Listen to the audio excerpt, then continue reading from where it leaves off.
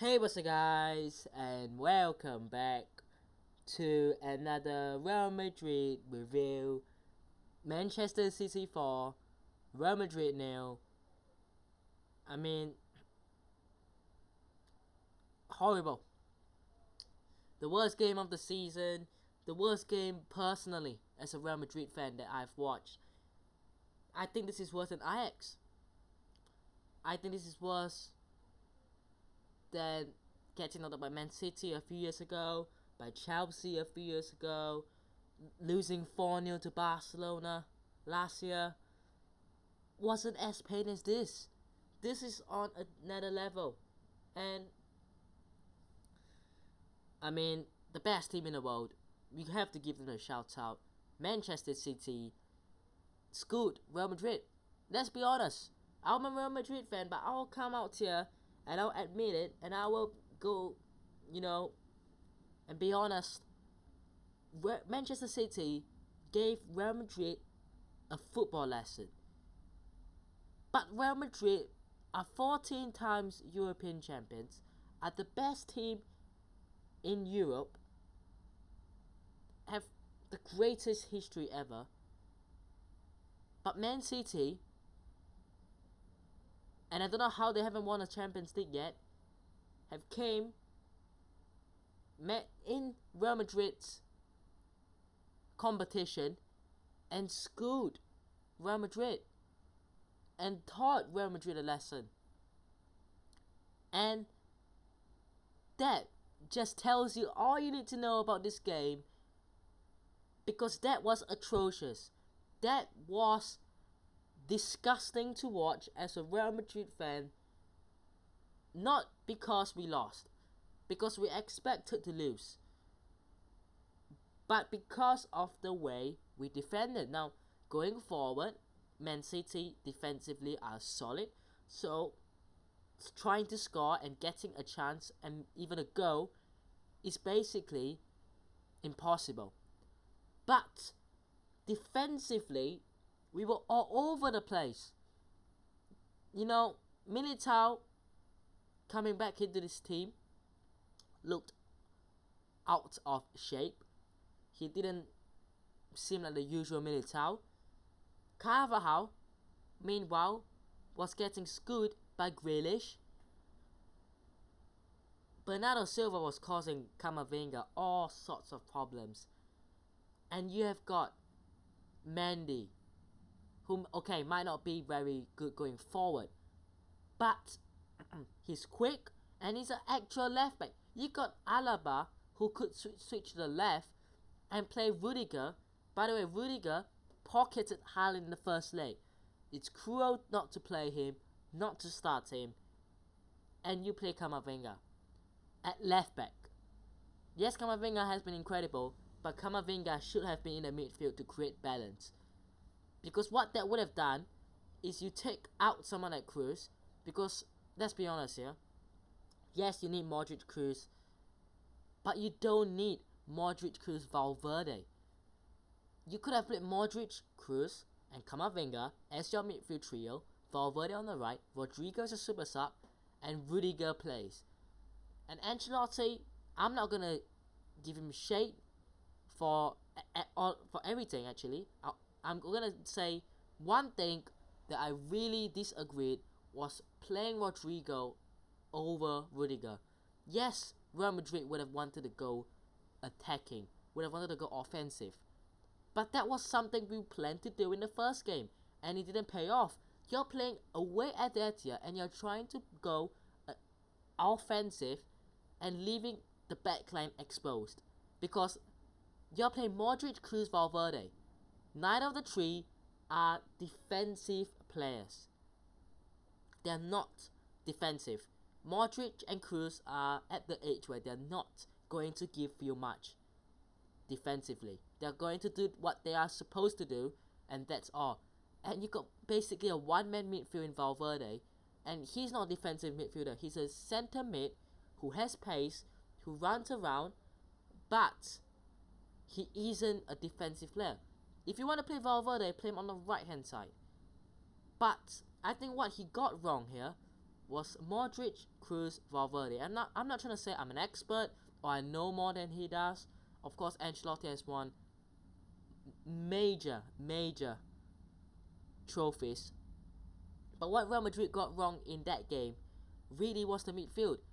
Man City, De Bruyne, Gundogan, Rodri absolutely tore that midfield apart. They were playing the way they wanted, and Man City, we knew they were going to keep the possession for 99% of the game. But not only did they have possession, they had the control. Real Madrid allow their opponents to have the ball, but they don't let the opponents have full control and they take the tempo of the game. Real Madrid let the opponent do what they want and then counter. Real Madrid were not able to do any of that because the midfield were taking control. The Man City midfield were taking the control of the game. And that meant the chances for Real Madrid were basically limited. And that's why Man City were by far the better team. They had more chances, they had more shots on target. The possession was in their favour, more passes, and even more XG. Everything was for Man City, and they could have scored 6, 7, 8. It could have been 8-0. That was how horrible it was if it wasn't enough for Thibaut Courtois. It was one man who can walk out of the Etihad as a Real Madrid player, proud, it's Thibaut Courtois. Because I would want to say if he saved our ass, but we lost 4-0. But it could have been 7, 8-0. That was genuinely how tragic we were. And I'm not gonna say, oh, I thought the Real Madrid were gonna dominate Man City. No. I had the optimism that we will go through, even though I wasn't really realistically thinking so. But I didn't expect that. I didn't expect Real Madrid to lose, or almost lose, or basically lose 8-0. We were basically losing 8-0 if it wasn't done for one player. So, it's really unacceptable, and I feel for Ancelotti. I think if there's anyone that's going to be thrown under the bus, it's Ancelotti. It's Ancelotti because of the way we're playing. And look, it's the same with every team. When a team isn't doing well, the first person to get thrown under the bus is always the manager. And the manager will always be the one that sacrifices himself. But the players have to have a big look at themselves in the mirror, except for Courtois maybe. And the board. I mean, I'm not even going to start this topic because, look, people are going to be like, oh, you're only talking about transfers and signings because you lost. But Real Madrid fans, the sensible ones, not those trolls on Twitter, fighting with Barcelona fans, not those guys, but the real Real Madrid fans. Whether you go to the game, whether you don't watch the game in real life, or whether you're from Spain or not from Spain or whatever, the real sensible Real Madrid fans, even online, would have known for so long that a change was needed. And what do I mean by change? Benzema, Modric, Kroos, Carvajal. Players are aging. You still have got players from the Mourinho days, 10 years ago. You got players from Ancelotti when he first came, 10 years ago. You got players who succeeded massively under Zidane, but they are past it. Man City look to the bench and they go Alvarez, Mahrez, Foden. Real Madrid look to the bench, Mariano Diaz. This isn't the way. And that was why we were screwed. Another reason, in terms of footballing reasoning, yes, they were better and they are a better team and they play better. But you look onto the bench, Man City can make any sort of substitute they want. But Real Madrid, you look onto the bench, Asensio, of course you have to come on. Even though you're not going to give us much, you have to come on. Tchouaméni, you have to come on. Lucas Vazquez, you have to come on. Rudiger should have started, but you have to come on. And Ceballos, Dani Ceballos, we have no other choice. Come on, because Eden Hazard has been past it, and he's not going to offer us anything, and we have Mariano Diaz. So what is Ancelotti supposed to do? And I hope that this summer isn't going to be a summer where the board goes, it's not going to be that serious, guys. Just rely on Benzema again, and maybe you can get Eden Hazard back playing well, and Dani Ceballos in the midfield as a sub. And maybe you can have a 32-year-old Vasquez and a 31-year-old Carvajal as your main right backs. And hopefully something's done here, because honestly, you look at the qualities on the bench and it's genuinely shocking. It's genuinely shocking. Anyways, we haven't talked about football. It's been a couple of minutes. I think it's been pretty long. Let's talk about the football. Brilliant goal, Bernardo Silva, his first goal. KDB plays a short corner with Bernardo Silva. Wait, that's not the one. I'm sorry, I read the wrong script. I'm very sorry, that is a chance. KDB sends Bernardo Silva through, and Bernardo Silva sends Courtois the wrong way for the first goal. 23rd minute, 1-0 Man City, and I truly believe after Man City went 1-0 up, that was over. Whoever scored first in this game would have controlled the game. And I think even if they didn't have scored the other 3 goals, even if it was just 1-0, I don't think Real Madrid would have overcome that. It was already a big mountain to come back from 1-0, let alone 4-0. Second goal, again, Bernardo Silva, incredible. I mean, I saw a lot of Real Madrid fans online saying, luckily Riyad Mahrez isn't starting. And I'm going, hold on a minute, Bernardo Silva, don't disrespect this player, because he's genuinely incredible and he can cause you all sorts of troubles, and he did. Second goal, brilliant. Grealish, I mean, the amount of space he got to make that run on Carvajal. Carvajal was just trying to move back. He was trying to move back as much as possible and going, come at me then, come at me. And then Grealish just takes, alright then, I will do that. Makes the run, and then lays it off for Gundogan, and I believe his shot was blocked and deflected into the path of Bernardo Silva, who heads it home.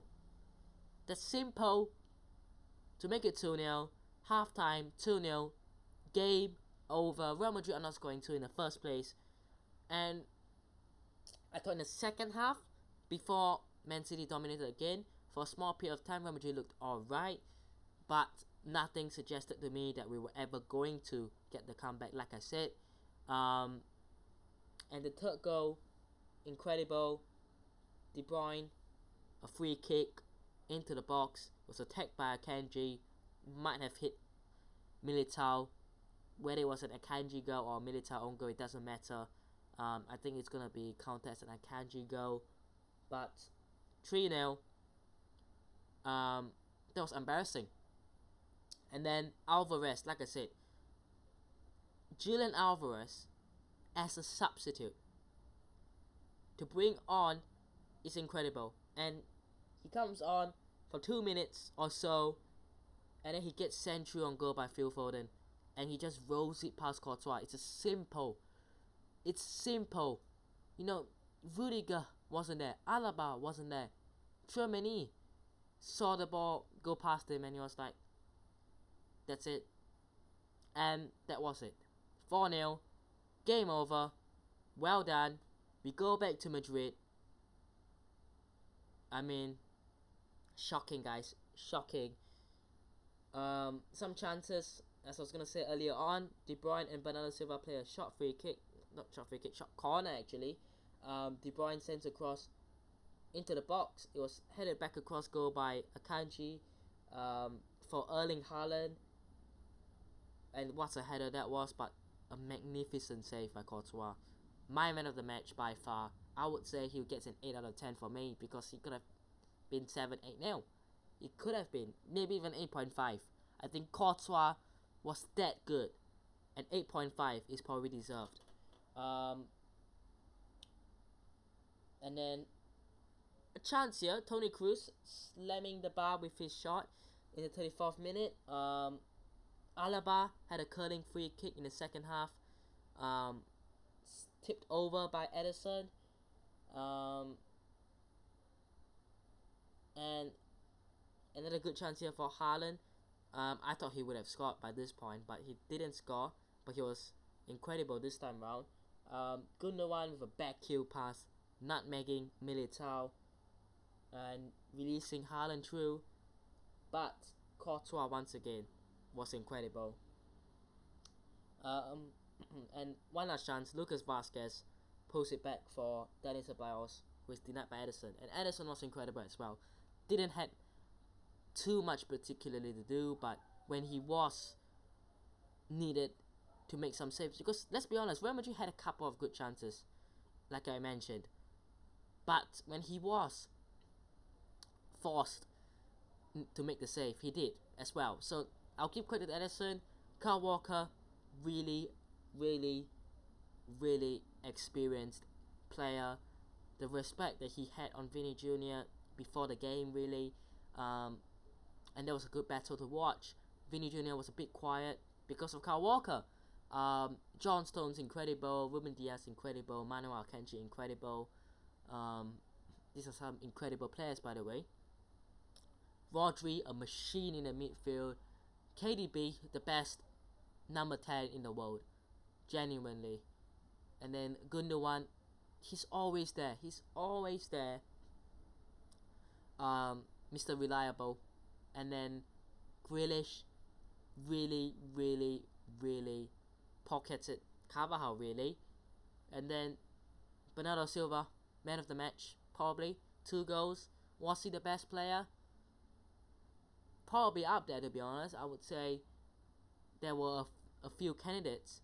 And then Erling Haaland, even though he didn't score, he was such a threat. Had 3 to 4 chances where he could have scored. And Courtois was just on top of his game when it comes to denying Haaland. And then Foden came on an assist. Alvarez came on a goal. Mahrez, I believe, came on as well. Didn't get a goal contribution, I believe, but was still incredible. So Man City are the best team in the world. At the moment, no one will stop Man City. Of course, now that this game is over, there's nothing to play for. We're out of the Champions League. We're not going to win La Liga. Barcelona have won it. We end the season with a Copa del Rey,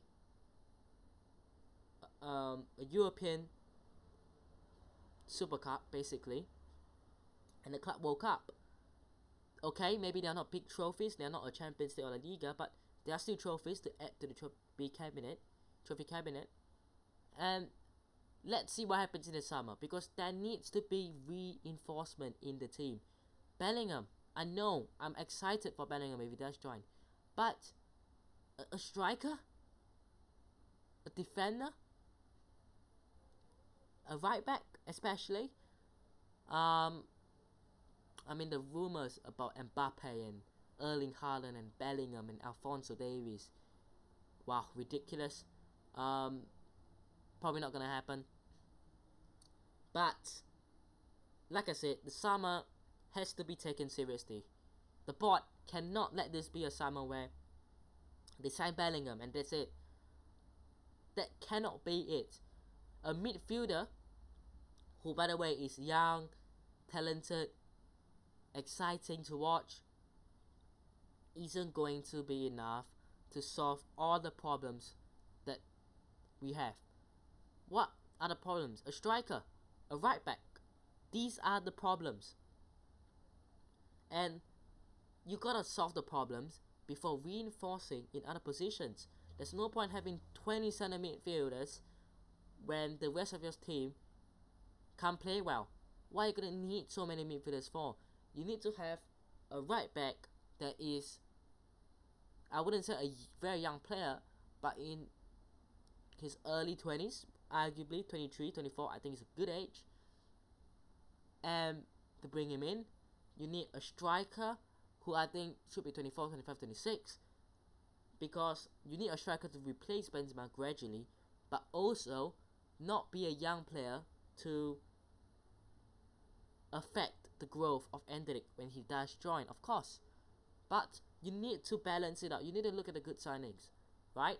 I know that Bellingham is a good signing, but if signing Jude Bellingham for 150 million is an excuse to why we're not getting a striker, I would say, you know what? Forget about Bellingham. Spend 150 million on the right back and a striker, because we need those positions more. You know, we can still work with the midfield. Modric and Kroos are getting on, but they're going to sign a 1-year contract each, I believe. So we still got them. We still have Tchouaméni, we still have Valverde, we still have Camavinga, we still have Ceballos. Striker, we've got Benzema and Mariano, who's going to leave. Mariano is going to leave, thank God. But we don't have a backup. So, I really don't want to see this nonsense of Benzema will be the main striker next season with Rodrigo being his backup. And then Asensio signing a new contract, he'll be the main right winger. And then Vini Jr. on the left, Eden Hazard on the left. All this nonsense. Buy a striker, please, because we need it. But anyways, I'm sorry that this is a rant. You know, as a Madrid fan, this is just horrible to see your team go out there in a competition that they're the most successful in and get trashed 4-0 by the best team in the world, I would say. It's hard to take. But I hope you guys have enjoyed today's video. Hit the like button if you did, subscribe to the channel if it's on already, and I'll see you guys in the next one.